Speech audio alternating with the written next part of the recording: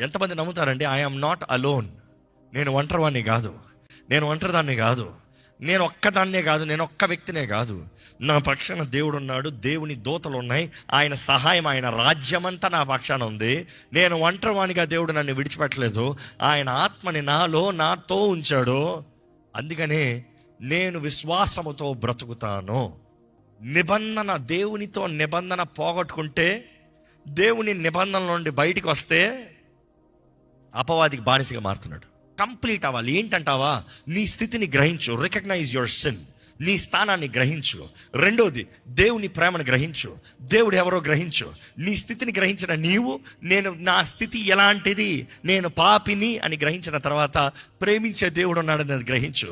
ప్రేమించే దేవుడు ఉన్నాడని ఆయన దగ్గరికి రా. నీ పాపాలు ఒప్పుకో. నీ పాపాలు ఒప్పుకుని వాటిని విడిచిపెట్టాలి. ఒప్పుకుని మరలా చేసుకుంటా కూర్చుంటే కాదు. పాపమును ఒప్పుకుని విడిచిపెట్టు, దేవుని కృపను పొందుకుంటావు, రక్షణ అనుగ్రహించబడుతుంది. పరిశుద్ధాత్ముడు నిన్ను ఒప్పింపజేసిన ప్రతి పాపమును ఒప్పుకుని క్రీస్తుతో పాటు నిబంధనలోకి రా. బాప్తిజం తీసుకో, ఆయన బలలో పాల్గొలను పొందు, ఆయన నిబంధనలో నిలిచి ఉండు, ఆయన కొరకు నమ్మకంగా బ్రతుకు.